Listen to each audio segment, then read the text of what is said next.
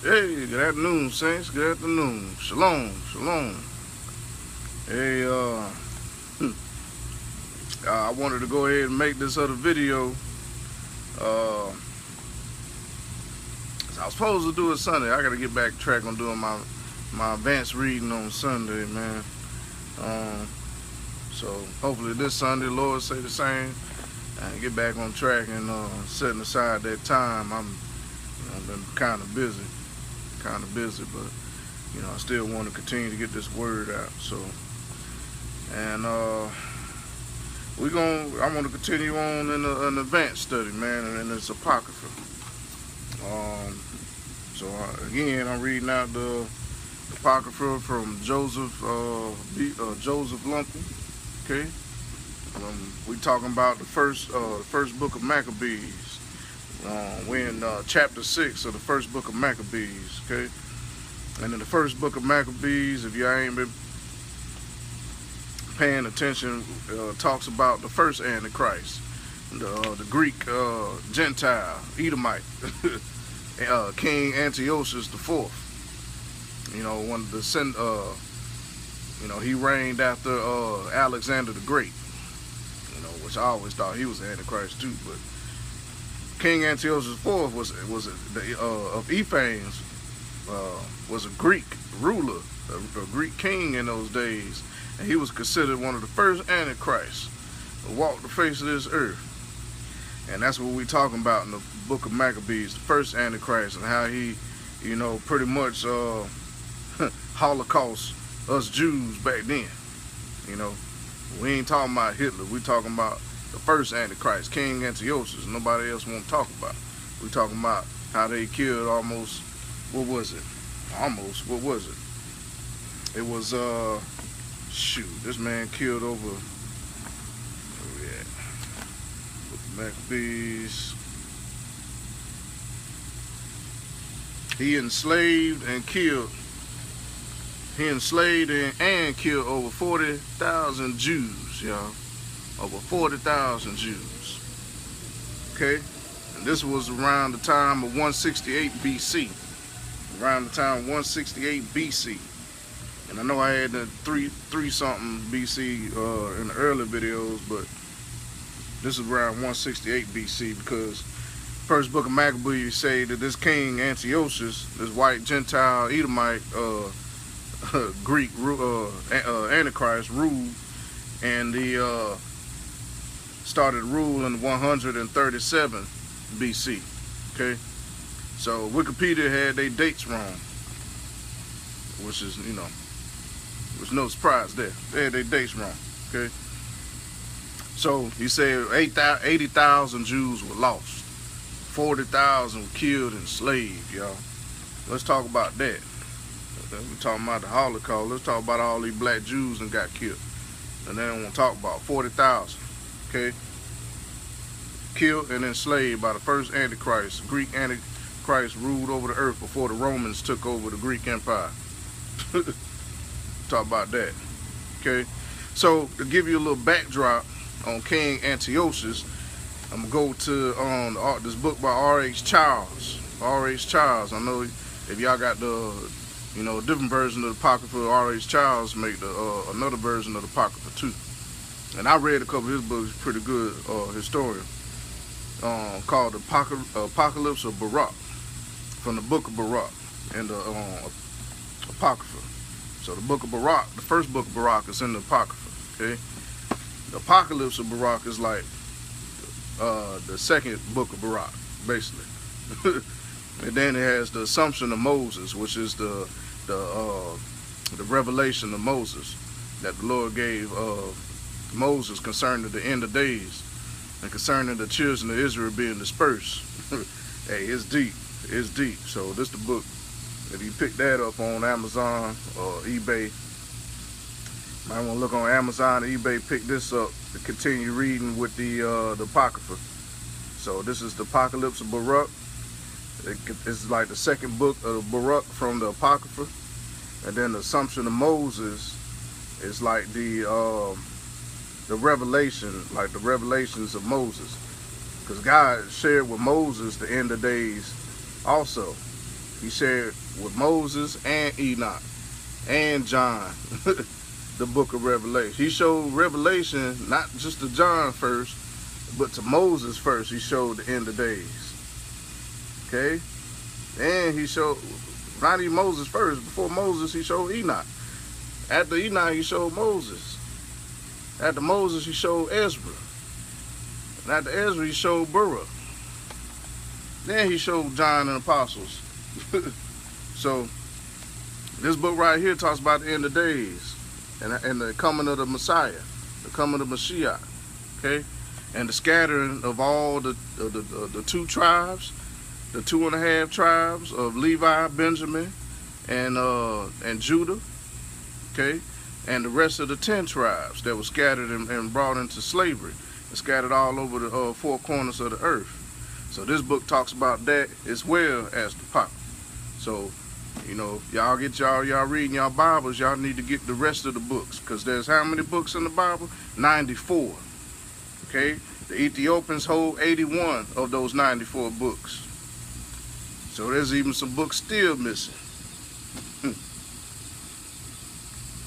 So, you know, for the basic people, y'all gonna stick to the 66 books that the Roman idolatry Catholic Antichrist church gave y'all. Okay? Y'all need to get the rest of the books. Study up on that. Alright?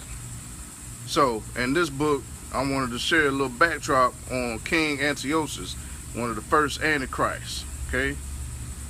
So when our book talks about the Antichrist receiving that grievous head wound and it being healed, he talking about a kingdom, y'all. Because the first head wound was he received his first grievous head wound from the first Antichrist. Okay, and who took over the Greeks empire? The Romans. So the Roman Empire is going to come back again. The Roman Empire is going to be part of that next Antichrist, which we are already looking at. Okay, so that Greek and Roman ties is going to be healed again, and he's gonna come through the church, particularly the Roman Catholic Church. So watch them people, man, because this is what King Antiochus did. He used the church. He used the church to persecute the Jews and the saints. That's why I stay on them so much, because, hey, they in here. They in this book. So let's go a little backdrop. So remember in the beginning of the first book of Maccabees, we was talking about how King Antiochus IV and how he was persecuting the Jews over, at that time, it was 2,000 something Jews he killed, because they wouldn't worship on the days that he told them, because he didn't want them worshiping on their Sabbath day. He wanted them to worship on his Sabbath day. He wanted him to worship, the Jews to worship after his image. Okay? He wanted the Jews to pay tithes unto King Antiochus in his image of Zeus. Okay? He didn't want them paying it to the priests and the Levites.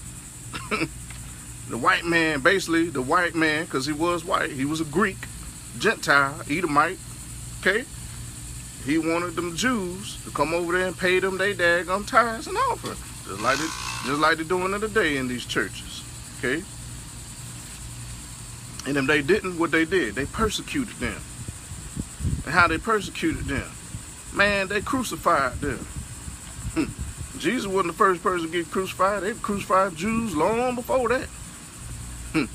They crucified Jews way before that. And they crucified all these Jews, y'all. All these black Jews, man.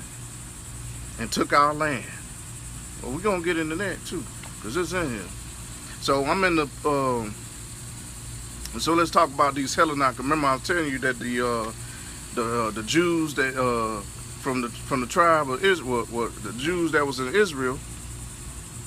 went and helped King Antiochus sell the rest of their brothers out. And they called them Hellenized Jews. Called them Hellenized Jews.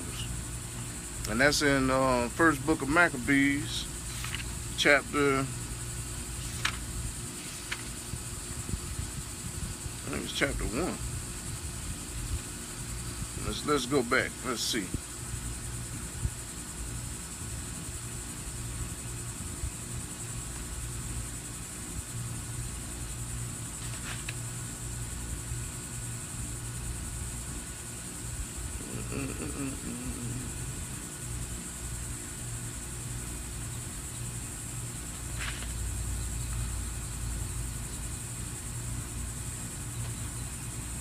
Anyway, it's in the beginning of the book of Maccabees. I'm trying to find that spot.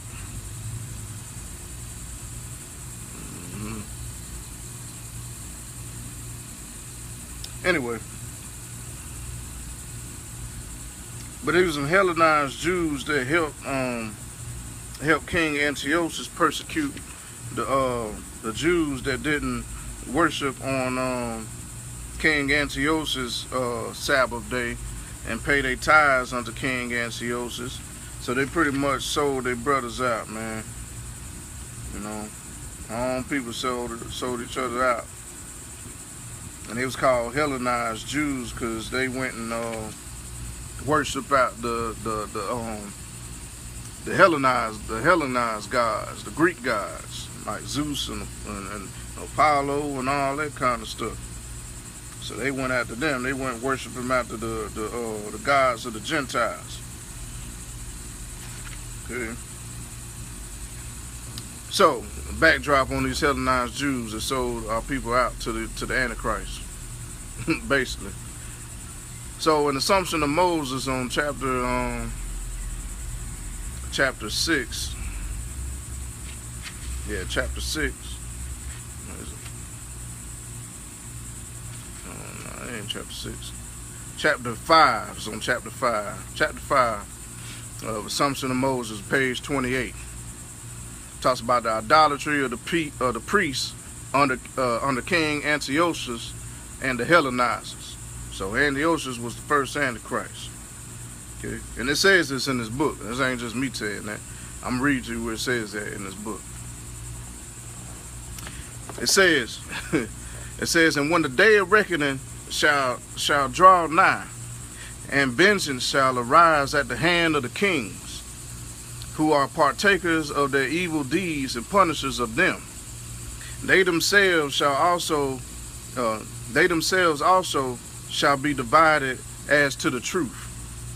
They shall turn aside from righteousness and approach to iniquity, and shall defile the pollutions of and defile with pollutions the house of their captivity, and shall lust after strange gods. It says, for they shall forsake the truth of God, but there shall be those who shall pollute the altar. And these were these Hellenized Jews who was working with King Antiochus in the book of 1 Maccabees. Okay, and they helped them desecrate the temple. He helped them desecrate the temple.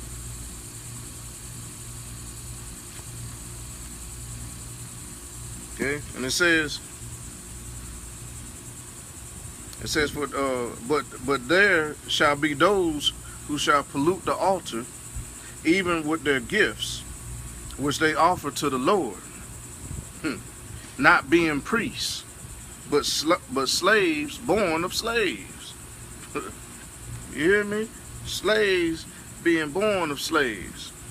They weren't even priests. They was up there just slaves being born of slaves, polluting the altar of the Most High, calling themselves priests. Man.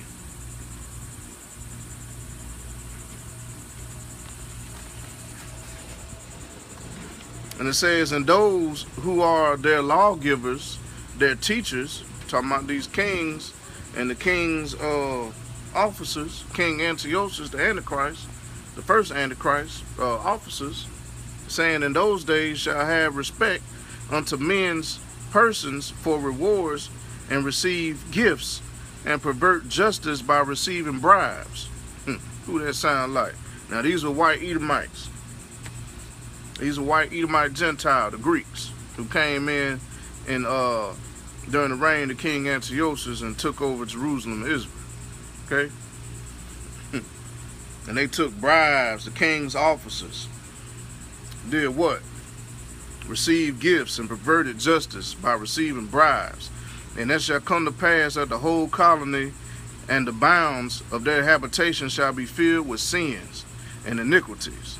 Their judges shall be those who work unrighteousness against the Lord, and they shall give judgment for money according to each man's desire. Man, and this was back at the time of King Antiochus, before Rome started ruling. Don't that sound like Babylon today? Sound like the same people doing the same stuff, right? Now let's read about this about these evil priests.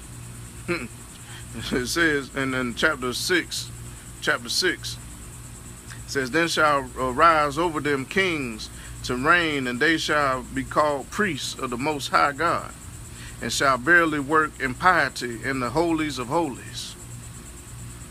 And to them shall succeed a self-willed king, who shall not be of priestly line, a rash and wicked man. We talking about King Antiochus. Okay. And it says, and he shall judge them as they deserve, and he shall cut off their chief men with the sword, and bury them in unknown places, so that no man may know where their bodies rest. Man. And he shall slay old men and young men, and shall not spare. And then shall there be bitter fear of him among them in the land. And he shall execute judgment upon them as did the Egyptians for 34 years, and shall punish them. And he shall beget sons that shall succeed him and reign for shorter periods.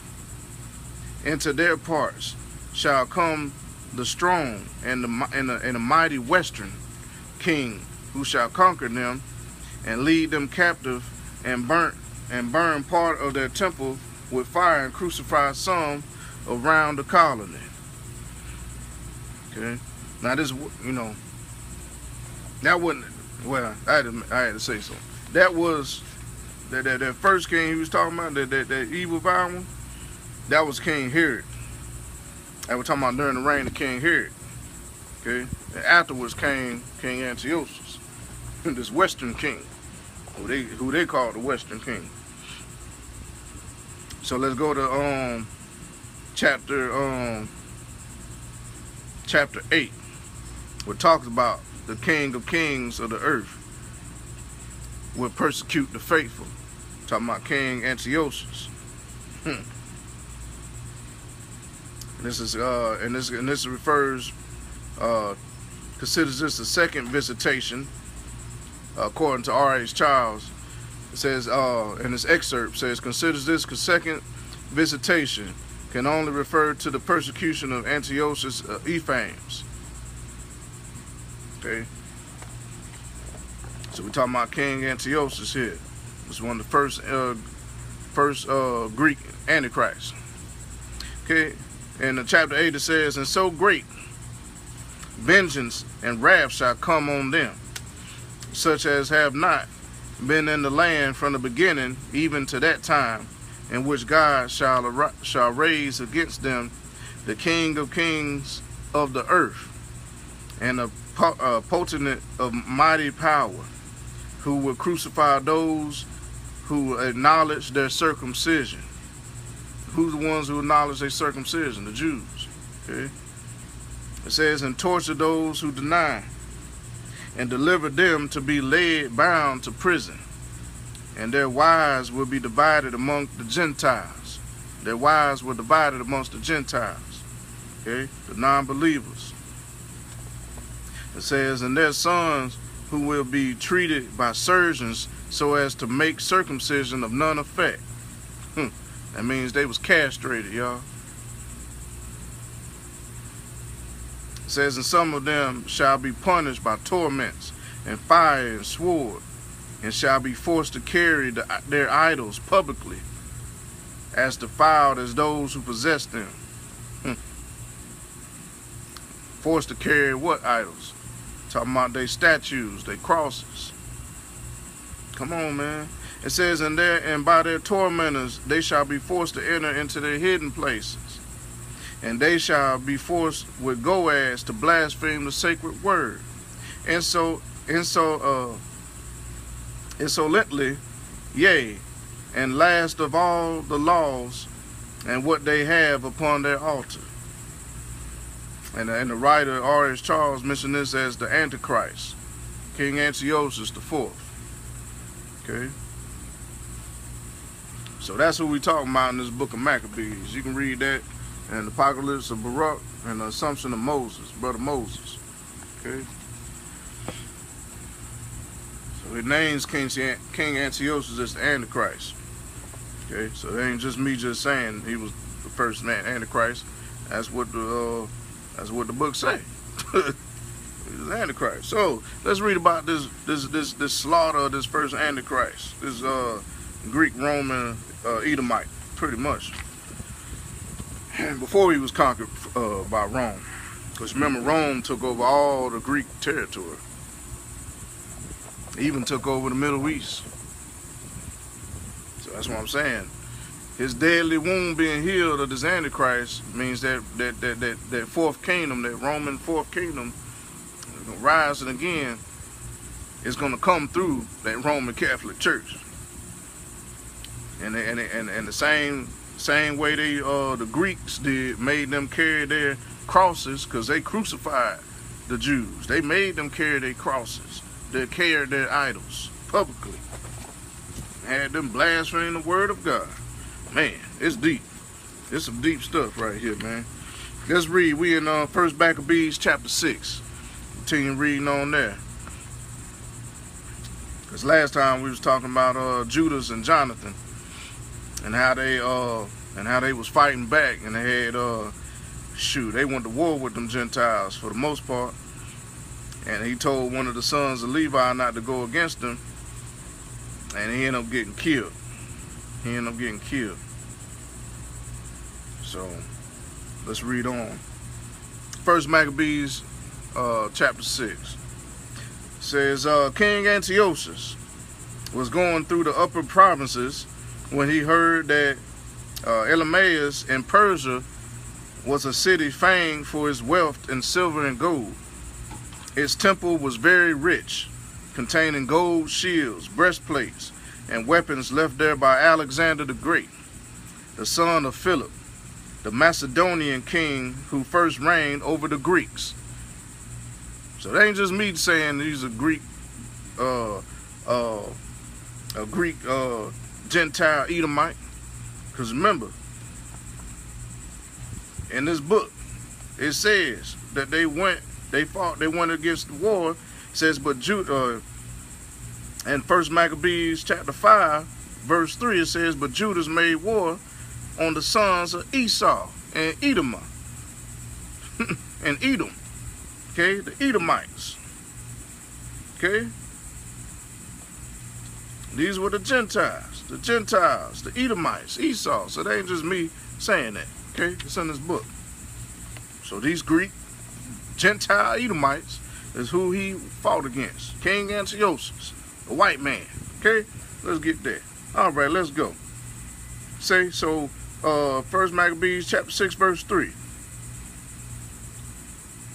Says, so he came and tried to take the city and plunder it, but he could not, because his plan became known to the men of the city, and they withstood him in battle. So he fled in a great grief, departed from there to return to Babylon. He fled and returned to Babylon. It says, and then someone came to him in Persia and reported that the armies which had gone into the land of Judah had been routed, and that Lysias had gone first with the strong force, but had turned and fled before the Jews, that the Jews had grown strong from the arms, supplies, and abundant spoils which they had taken from the armies they had cut down. It says that they had torn down the abomination which he had erected upon the altar in Jerusalem. So this Greek Edomite erected a idol of abomination upon the altar in Jerusalem. It says, and that they had surrounded the sanctuary with high walls as before, and also Bethzur his city. It says, when the king heard this news, he was astounded and badly shaken. He took his bed and became sick with grief, and sick from grief, because things had not turned out for him as he had planned. Good. So they was putting whipping on the Antichrist. They was putting whipping on the first Antichrist. So hey, he went and laid in his bed. He became sick with grief because it wasn't working out like he planned. He thought he was going to play with the Most High. Shoot. It says, and he lay there for many days because deep grief continually gripped him, and he concluded that he was dying. So he called all his friends and said to them, Sleep departs from my eyes, and I am downhearted with worry. And I said to myself, to what distress I have come, and into what a great flood I now am plunged. For I was kind and beloved in my power. But now I remember the evils I did in Jerusalem. I seized all her vessels of silver and gold, and I sent to destroy the inhabitants of Judah without good reason. So he's sitting here in this bed after all this stuff, thinking, you know, this white man came in there killing up all us Jews, man, and thought he was doing good because he had power and glory. Now he's sitting on his sick bed, wearing himself sick. Come on, man. Bunch of suckers, man. Said I done seized all this silver and gold, and I sent to destroy the inhabitants of Judah without good reason.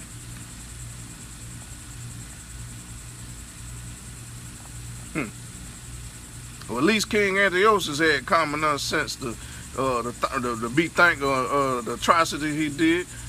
We can't even get these white folks over here to be thankful the atrocities they did. We show them movies every year. Show them movies about slavery every year, and still don't move them to repentance. And think that the Most High ain't gonna repay them upon their head. Y'all got it twisted. Y'all got it twisted. At least the first Antichrist had that much sense. Let's read on. It says, I know that, verse 13, it says, I know that it is because of this that these evils have come upon me. So he even recognized these evils was coming upon him because he did evil against the children of the Most High. Even he had common sense. Can't tell these white people nothing around here. Oh, it doesn't matter. Don't worry. That was a long time ago. It doesn't matter. Shoot. You keep telling yourself that. Oh, yes, it does. Because if the first Antichrist had common enough sense, what are you doing?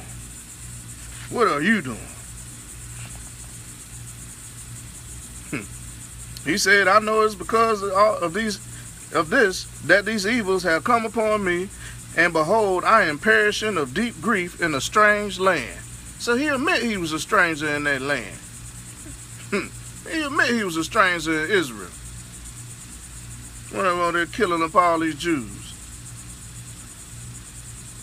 It says, then he called for Philip, one of his friends, and made him ruler over all his kingdom. And he gave him the crown and his robe and signet, that he might guide Antiochus his son and bring him up to be king. So he had a son, Antiochus too.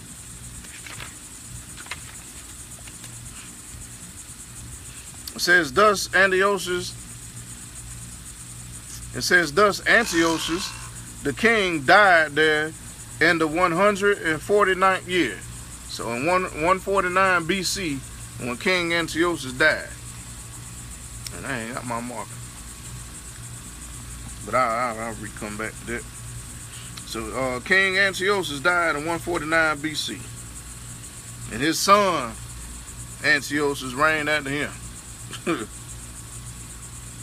It says, verse 17, it says, and when Lysias learned that the king was dead, he set up Antiochus, the king's son, to reign. It says Lysias had brought him up as a boy, and he named him Eupator. Okay? Because remember, after the first Antichrist, he had sons that let reign after him. But they ain't last that long. They ain't reign as long as he did. Until what? Until that little horn that we looking at is rose back up, that fourth kingdom. And he gonna be the last Antichrist. And I believe we looking at him right now. That white devil over there talking about well, hey, I ain't about to get in with him. The one the world lusting after and praising after. Yeah, that's him. You looking at him. Now it says, so Judas. All right. Yeah. Verse 18, it says, now the men in the citadel kept hemming Israel in around the sanctuary. Okay. Because remember, they built a citadel in Israel at this time, during the reign of the first Antichrist. So they kept hemming Israel in around the sanctuary. They were trying in every way to harm them and strengthen the Gentiles. So they tried with all their power. They kept hemming and kept hammering at the Jews and strengthen the Gentiles. It says, so Judas decided to destroy them and assembled all the people to besiege them. So we was more than conquerors, y'all. That's what the Bible said. We more than conquerors. We wasn't just laying back letting these Gentiles, these white Edomite Gentiles do unto us as they will. We wasn't having that back in the day. We wasn't playing. It says, and they gathered together and besieged the citadel in the 150th year. So in 150 BC, they gathered together and besieged the citadel, and he built siege towers and other engines of war. It says, but some of the garrison escaped from the siege, meaning the officers, the garrisons, escaped from the siege, and some of the ungodly Israelites joined them. So them Hellenized Jews, them ungodly Israelites, them old backstab and traitor Israelites, joined with the Gentile, the Edomites, to fight against their own people. So you ever wonder why blacks can't get along with the black folks? That's why. God-fearing black people can't get along with ungodly Israelites in these last days. Ain't nothing new under the sun, basically. Here we go. It says, and they went to the king and said, how long will you fail to do justice and avenge our brethren? It says, we were happy to serve your father and to live by what he said and to follow his commands. For this reason, the sons of our people besieged the citadel and became hostile to us. Moreover, they have put to death as many of us as they have caught, and they have seized our inheritances.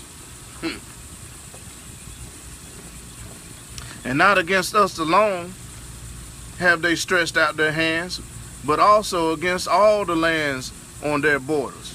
So they weren't just going, the Edomites were just going,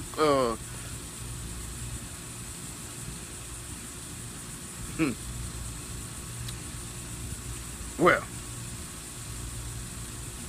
so they weren't just going against them, they went against all of them, pretty much. They went all around the borders. It says, verse 26, and it says, and behold, today they had encamped against the citadel in Jerusalem to take it. So these Jews had encamped around the citadel, so they had stretched out their hands against all the lands of their borders. And they were putting them to death, basically. So they was like 300. Them cats was out there just, you know, they was out there doing some warfare. You know. So it said, and behold, today they encamped against the citadel in Jerusalem to take it, and they have fortified both the sanctuary and Bethzor. And unless you quickly prevent them, they will do still greater things, and you will not be able to stop them. So they going to the new king Antiochus, the son of Antiochus, of the first Antichrist, Antiochus. They say, hey man, you got to stop these Israelites.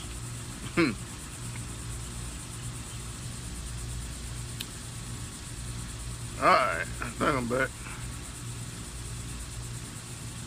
Alright, so he said, hey, so y'all got to stop these Israelites. They out here killing us, they slaughtering us. It says, and the king, verse 28 says, the king was enraged when he heard this. He assembled all his friends, the commanders of his forces and those in authority. And mercenary forces came to him from other kingdoms and from islands of the seas. So these other kingdoms were confederate, and these other and from other islands were confederate with the Greek Gentiles, Edomites, and defeating the Israelites. So they came together with mercenaries. You know what mercenaries are, right? They just, you know, deep cover agents when they're trying to kill these Jews. It says the number of his forces was 100,000 foot soldiers, 20,000 horsemen, and 32 elephants accustomed to war. So back then they used elephants. I don't know how they dressed them. Must have put some armor, up armor on these elephants or whatever. They must have been, you know, unstoppable. You know, cause I see why. Cause you need an elephant gun just to stop an elephant. So I imagine they did some pretty good damage. So these Edomites came riding on elements with up armor on. Crazy. Accustomed to war, it says. It says, and they came through Edom, the land of Edom. Okay? They came through the land of Edom and encamped against Bethzor. And for many days they fought and built engines of war. But the Jews sailed out and burned these with fire and fought manfully. It says, then Judas marched away from the citadel and encamped at Beth Zechariah, opposite the camp of the king. And early in the morning the king rose and took his army and by a force, he rose up early in the morning, the king rose and took his army by a forced march along the road to Beth Zechariah, and his troops made ready for battle and sounded their trumpets. It says they showed the elephants the juice of grapes and mulberries to arouse them for battle. So they were feeding these big old up armor, because you know they had armor on. The elephants with armor on. Some basically some grapes and mulberries, getting them ready to go battle. Because I'm pretty sure they had tusks on. That was before they started taking the tusk of the ivory. They still had their tusks on.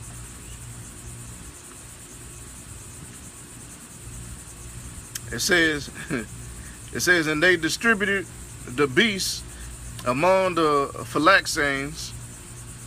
With each elephant they stationed 1,000 men armed with coats of mail, which is iron, coats of iron, and with brass helmets on their heads, and 500 picked horsemen were assigned to each beast. It says, and these took their position beforehand wherever the beast was. Wherever it went, they went with it, and they never left it.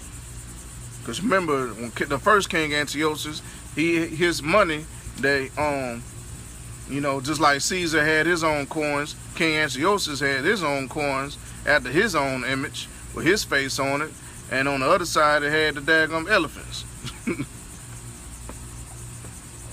So he loved these elephants, these beasts of war. So now today we don't have elephants, beasts of war like that. They got tanks called A1 Abrams. That's what they are now.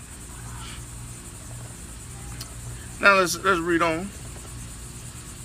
It says, and upon the elephants were wooden towers, strong and covered, and they were fastened upon each beast by special harness, and upon each were 4 armed men who fought from there, and also its Indian driver.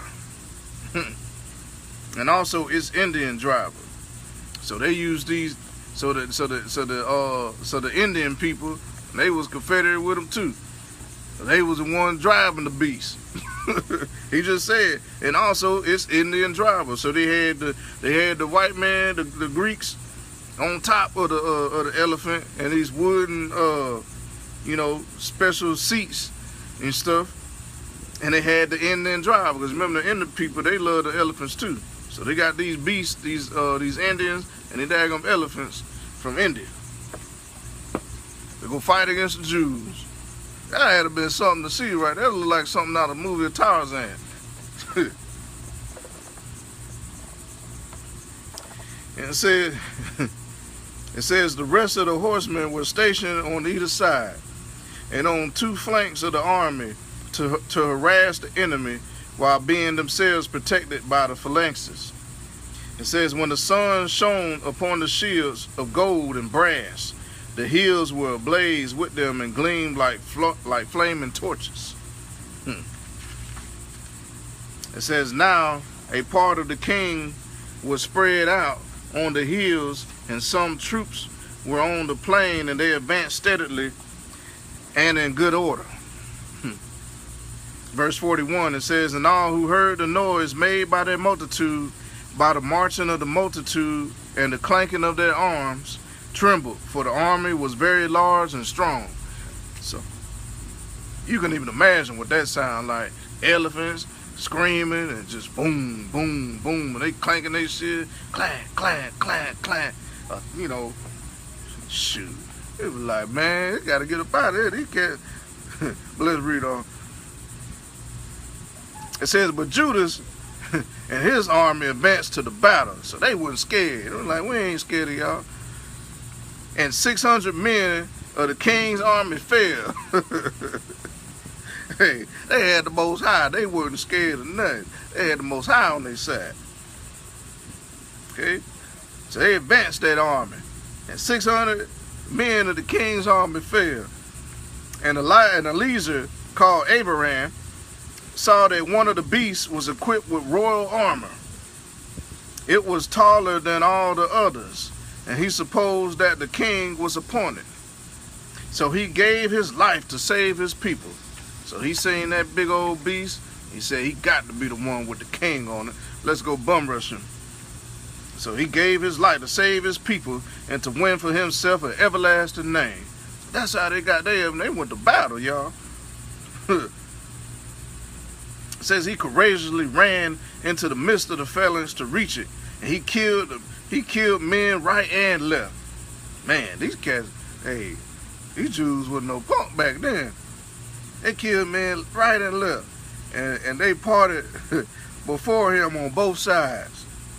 And he got under the elephant and stabbed it from beneath and killed it, but it fell to the ground upon him, and he died. Man. So he did this dude, man. Hey, man, Abraham. That's his name, called Abraham.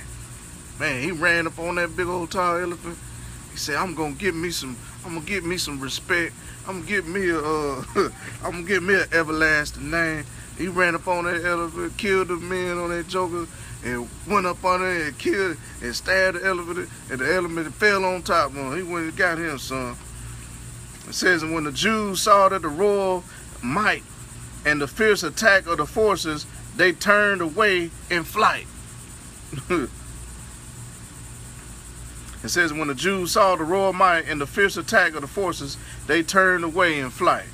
So once they seen that, they was like, man, we got to retreat. It says, the soldiers of the king's army went up to Jerusalem against them, and the king encamped in Judea and at Mount Zion. And he made peace with the men of Bethzor, and they evacuated the city, because they had no provisions there to withstand the siege, since it was a sabbatical year for the land. So they had to evacuate the city basically because it was a sabbatical year. So during the sabbatical year, the land is at rest. Okay, so the whatever was on the trees, they had to let stay on there. Whatever was on the crops, they had to let stand. It was a year of rest, a sabbatical year, like a Shemitah year. It was during the Shemitah year. Okay, so we just had a Shemitah year not so long ago. I think it was last year, 2015. We had the Shemitah year, and that was the year we supposed to let our crops and everything of the land rest. We weren't supposed to prune or trim or take in of the first fruits and all that good stuff. Okay, it was a sabbatical year. So they had the provisions to withstand the siege. So they had the provisions to feed these people. It says, so the king took Bethzor and stationed a guard there to hold it. And then he encamped before the sanctuary for many days, and he set up siege towers, engines of war, to throw fire and stones. So you know them engines of war, you remember them catapults? Those were the engines of war. They built them catapults with how they pulled them down, and they lit them big old balls of stone or whatever on fire, and they chunked them and hurled them at people. Engines of war, that's what we're talking about. They said the engines of war to throw fire and stones, machines to shoot arrows and catapults. So hey, Esau came prepared. It says the Jews also made engines of war to match theirs. So they made engines of war too, and fought for many days. It says, but they had no food in stores, because it was the 7th year. It was the sabbatical year. They didn't have no food to eat. And those who found safety in Judea from the Gentiles had consumed the last of the stores. Man. It says few men were left in the sanctuary, because famine had prevailed over the rest, and they had been scattered, each to his own place. Then Lysias heard that Philip, whom King Antiochus, while still living, had returned from Persia and Mede, okay, with the forces that had gone with the king. So he returned basically from the Middle East. That's where he got the daggum elephants from. With these Indian drivers. Okay. So King Philip returned from Persia and Mede with the forces that had gone with the king, and that he was trying to seize control of the government. So he quickly gave orders to depart, and said to the king, to the commanders of the forces, and to the men, we daily grow weaker, our food supply is scant. The place against which we are fighting is strong, and the affairs of the kingdom press urgently upon us. Verse 58 says, now let us come to terms with these men, and make peace with them and with all their nation. So now they want to make peace, because they running out of food and they hurting. And it says, and agree to let them live by their laws as they did before. Talking about the Jews. Okay. That time. It says, for it was on account of their laws which we abolished, that they became angry and did all these things. So since these white Edomite Gentiles went in there messing with the Jews, trying to abolish their laws, their Sabbath laws, and worshiping the Most High, and their laws of the Torah, they were burning the Torah and everything else. Hey, they became violent. Hey, they went to war with these Gentiles. They weren't having none of that. So here they go. So these white Edomites was talking about, hey, let's go make peace with them. Hey, because we hurting, we ain't got no food, our men getting, hey. Verse 6, it says, the speech pleased the king and the commanders, and he sent to the Jews an offer of peace, and they accepted it. So the king and the commanders gave them their oath. On these conditions, the Jews evacuated the stronghold. But when the king entered Mount Zion and saw what a strong fortress the place was, he broke the oath. Old sucker. You should have known that was coming. He broke the oath. He had sworn and gave orders to tear down the wall all around. It says, then he departed with haste and returned to Antioch. So he went and broke the oath between the Jews of peace, tore down the wall, okay, and then he hauled tail. He went back to Antioch. Remember Antioch, the same Antioch where they called Paul and Barnabas and all of the rest of them niggas and called them Christians first? This same Antioch, the place Antioch, in Upper Iraq and Syria, where the Greeks had took over at the time, before the Romans took over the Greeks. He says he found Philip in control of the city, but he fought against him and took the city by force. So he found Philip in control of the city and fought against him, took the city by force. So who was Philip? Philip was the Romans. So here you go. So even the Romans was trying to go and take over the Greeks while they was weak and fighting against the Jews. Philip came and tried to take over the Greeks. Because remember, Philip was who? He was the father of the son of his son, Alexander the Great. And after Alexander the Great had died, you had, it says in 1 Maccabees chapter 1, it says, and after Alexander had reigned 12 years, he died. Then his officers began to rule, each in his own place, and they all put on crowns after his death. And so did their sons after them for many years, and they caused many evils on the earth. It says, and from them came forth a sinful root, Antiochus Ephanes, son of Antiochus the king. He had been a hostage in Rome. So these were the Romans going against the Greeks, while the Greeks was going against the Jews. Man, history is something, ain't it? They can't escape this history. So them Jews put a whipping on them. So he hauled tail back to Antioch. And what happened? He found Philip. He found the Romans in control of the city. But he fought against him and took the city by force. Man. So he went back to Antioch fighting against the Romans. But he fought against them and took the city by force. Man. How much time I got?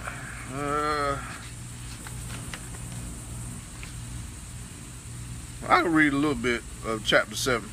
1 Maccabees chapter 7, I'm going to read a little bit. Now, in the 151st year, so this is 151 BC, okay, year Demetrius, the son of Seleucus, set forth from Rome. So now we're dealing with the Romans, the Roman Edomites. It says, sailed with a few men to a city by the sea, and there began to rain. Okay, and as he was entering the royal palace of his fathers, the army seized Antiochus and Lysias to bring them to him. So now the Romans coming in. They taking over the Greek Gentiles. Roman Gentiles taking over the Greek Gentiles. 151 BC. It says, but when this act became known to him, he said, do not let me see their faces. It says, so the army killed them, and Demetrius took his seat upon the throne of the kingdom. Man. So hey, the Roman king Demetrius, he said, I don't want to see their filthy faces. He killed them but took the throne. It says, then there came to him all the lawless and ungodly men of Israel. So he had these traitor Jews, these Hellenized Jews who followed after the Greek king Antiochus. So he says, and then came him all the lawless and ungodly men of Israel. And they were led by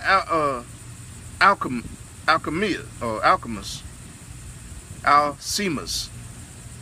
So they were led by Alcemus, who wanted to be high priest. So this Roman, well, he wasn't Roman. Alcimus was wanted to be high priest of the Hellenized Jews, the ungodly Jews, or what y'all call the ultra-Orthodox, the ultra-Orthodox now. It says, and they brought to the king this accusation against the people. Judas and his brothers have destroyed all your friends. So they went and told the king, that the Roman king, hey, Judas and all his brothers are the one who destroyed all your friends. Oh man, I can't stand. Man, hey, man, that's crazy, man. Hey. And it says, and they had driven us out of our land. So these cats, these backstabbing Jews, these Hellenized Jews, traitors, they went and served the Edomites. And then when they got brought to the Roman Edomites, they said, hey, it wasn't us. It was Judas and his brothers who went and destroyed all your friends and driven us out of our own land. Ain't that some mess? It says, now then send a man whom you trust. Let him go and see all the ruin which Judas had brought upon us and upon the land of the king. And let him punish them all who helped them. So the king chose Bacchides, or Bacchides. It's Bacchides, so Bacchides, I believe. One of the king's friends, governor of the province beyond the river. He was a great man in the kingdom and was faithful to the king. It says, and he sent him, and with him ungodly Alcimus, whom he made high priest. So hey, so he sent the Roman along with the traitor Israelite, who he made high priest, and he commanded him to take vengeance on the sons of Israel. So now the Romans going to take vengeance on the sons of Israel. It says, so they marched away and came with a large force into the land of Judah. Man. And he said he sent messengers to Judas and his brothers with peaceable but treacherous words. It says, but they paid no attention to their words, for they saw that they had come with a large force. So they came talking that peaceful jive to him. They were like, man, we just fought these Greek Edomites. We ain't trying to hear nothing you got to say. Says, then a group of scribes appeared in the body before Alcimus and Bacchides to ask for just terms. So here come these traitors come trying to go suck up to the Jews after they just fought this big old battle with the Greeks 1 year later. It says the Hasidims were first among the sons of Israel to seek peace from them. For they said, the priest of the line of Aaron has come with the army, and he will not harm us. Yeah, right. But he was no priest, because this book said they were no priests. They were sons of, Assumption of Moses said they weren't priests. They were sons of slaves, trying to be high priests. So these cats weren't even the sons of Aaron. They wasn't even real Levites. And they came with this army, and here they thought, and you had one of the ignorant Israelites was like, oh, a priest of the line of Aaron has come with the army, and he will not harm us. It says, and he spoke peaceable words to them and swore this oath to them: we will not seek to injure you or your friends. It says, so they trusted him, but he seized 60 of them and killed them in 1 day, in accordance with the word which was written. It says, the flesh of thy saints and their blood they poured out round about Jerusalem, and there was none to bury them. It says, then the fear and dread of them fell upon all the people, for they said, there is no truth or justice in them. For they have violated the agreement and the oath which they swore. Man. It says, then Maccabees departed from Jerusalem and encamped in Bethsaida, and he sent and seized many of the men who had deserted to him, and some of the people and killed them and threw them into a great pit. So he ain't even buried these Jews. Ones that tried to flee, when they saying they word wasn't born, they killed them and threw them in a great pit, y'all. Man. You know what a pit?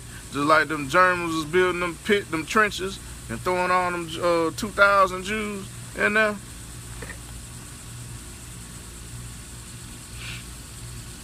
It says, and he placed Alchemus in charge of the country, and left with him a force to help him.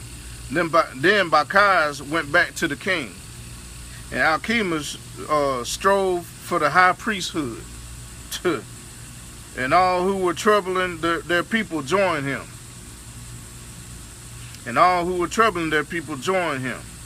And they gained control of the land of Judah and did great damage in Israel. Man.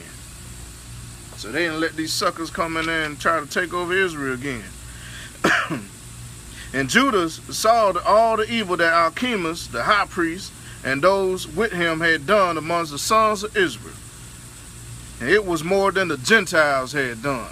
Woo, man. It says, so Judah went out into all the surrounding parts of Judea and took vengeance on the men who had deserted. So these deserters, he took vengeance on these deserters of the camp. And he prevented those in the city from going out into the country.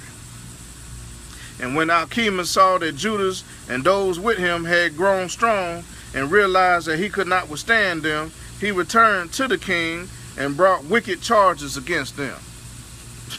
So he went and ran like a little sucker. He's like, man, here they go, they going strong again.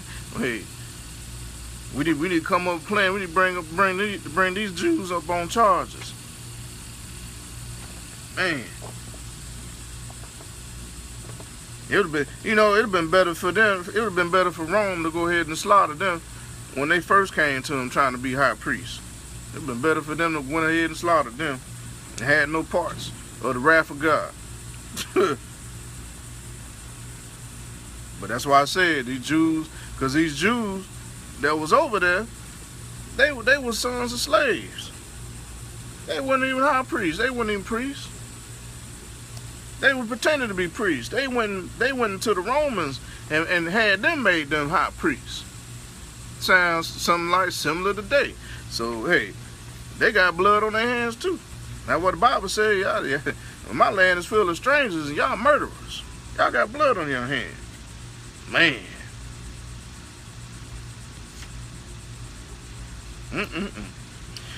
Let's read on. Verse 26. It says, then the king sent Nicanor, one of his honored princes, who hated and detested Israel, and he commanded him to destroy the people. So Nicanor came to Jerusalem with a large force and treacherously sent to Judas and his brothers this peaceable message. Says, let there be no fighting between me and you. I shall come with a few men to see you face to face in peace. So he came to Judas, and they greeted one another peaceably. But the enemy were ready to seize Judas. So it became known to Judas that Nicanor had come to him with treacherous intent, and he was afraid of him and would not meet him again. So he knew he was come to deal with him treacherously. It says, when Nicanor learned that his plan had been disclosed, he went out to meet Judas in battle near south of Salama. And about 500 men of the army of Nicanor fell, and the rest fled into the city of David. Hey, they couldn't mess with Judas now. He had the Lord on his side, man. He said, if the Lord be for us, who could be against us? Not Nicanor, not Archimedes, not Antiochus, not the Romans, not Philip, nobody. If the Lord be for us, who could stand against us?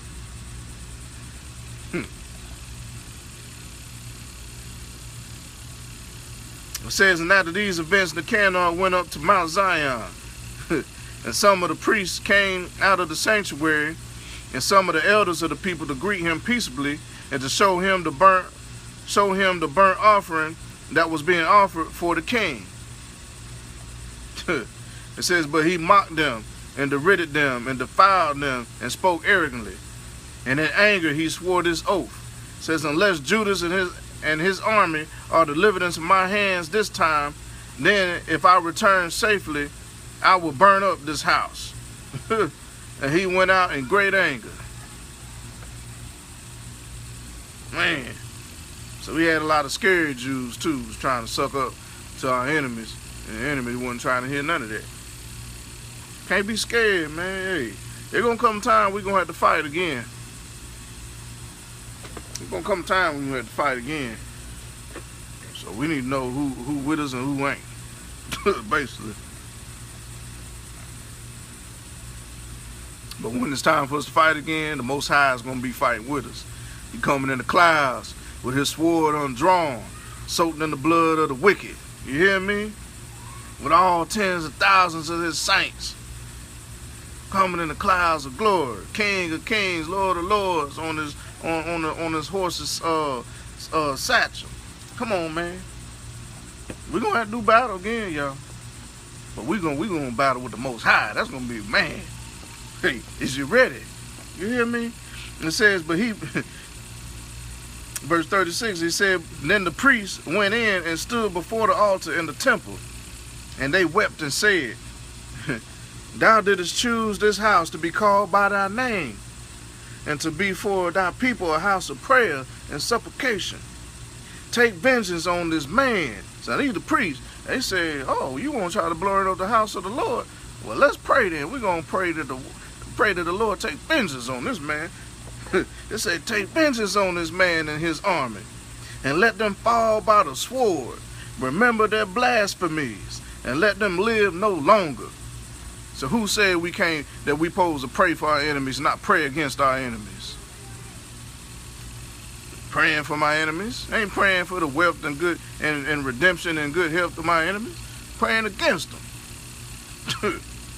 I'm praying the Lord take them smooth out of my way. In the name of Yeshua the Mashiach.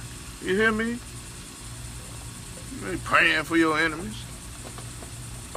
Pray that they get saved. If they don't get saved, take their behind out the way. Kill them dead where they stand. It says, now Nicanor went out from Jerusalem and camped in Bet-Horon, and the Syrian army joined them. So here go these Syrians, Confederate too, with the Romans. And Judas encamped in Adasa with 3,000 men. Then Judas prayed and said, when the messengers from the king spoke blasphemy, thy angel went forth and struck down 185,000 of the Assyrians. Of the Assyrians. These Assyrians that y'all call these refugees today. So everybody want to love and kiss their nasty feet. Okay? These are the same ones who did battle against us. And that's why you see the Roman Catholic Church Pope kissing the feet of the Assyrians, because they was Confederate back in the day, according to this word. It says, when the messengers from the king spoke blasphemy, the angel went forth and struck down 185,000 of the Assyrians, y'all. You hear me? That's why they took these books out of the Bible. They don't want you to know about this treachery. They want you to remain ignorant all your life. It says, so the armies, it says, so also crush this army before us today, and let the rest learn that Nicanor has spoken wickedly against the sanctuary, and judge him according to his wickedness. Man. It says, so the armies met in battle on the 13th day of the month of Adar. The army of Nicanor was crushed, and he himself was the first to fall in the battle. It says, when his army saw that Nicanor had fallen, they threw down their arms and fled, y'all. It says the Jews pursued them a day's journey from Adasa as far as Gazara. And as they followed, kept sounding the battle call on the trumpets. And the men came out of all the villages of Judea round about. And they outflanked the enemy and drove them back to the pursuers, so that they all fell by the sword. Not even one of them was left. It says, Then the Jews seized the spoils and the plunder, and they cut off Nicanor's head, y'all. You hear me? And the right hand, which he so arrogantly stretched out, and brought them and displayed them just outside of Jerusalem. So they cut this man's head off and his right hand that he stretched out, and displayed it outside of Jerusalem as a warning to the rest of them heathens. You hear me? It says the people rejoiced greatly and celebrated that day as the day of great gladness. And they decreed that this day should be celebrated each year on the 13th day of Adar. So the land of Judah had rest for a few days. And that's the end of chapter 7. Man, I'm telling you, this book deep. Y'all need to get into this first book of Maccabees and learn about your history. Because all they want to talk about is the Holocaust with the Germans. That ain't nothing compared to the Holocaust of the Greek Edomite Gentiles and the Roman Edomite Gentiles did, and along with the Syrians and the Indians. So that's why I say this whole Syrian refugee stuff, this ain't got nothing to do with us. This got everything to do with the Lord paying upon the Edomites' head with the Syrians. This is y'all problem. Syrian refugee crisis, that's Edomites' problem. That ain't got nothing to do with us. That ain't got nothing to do with us. Because the Syrians, the Edomites, the Romans, the Greeks, and the Indians, even the Hamites, even them Africans, and everybody always been our enemies. We praying for them for. I pray the Lord bust them aside their head. You hear me? Hey, y'all have a blessed day. Shalom.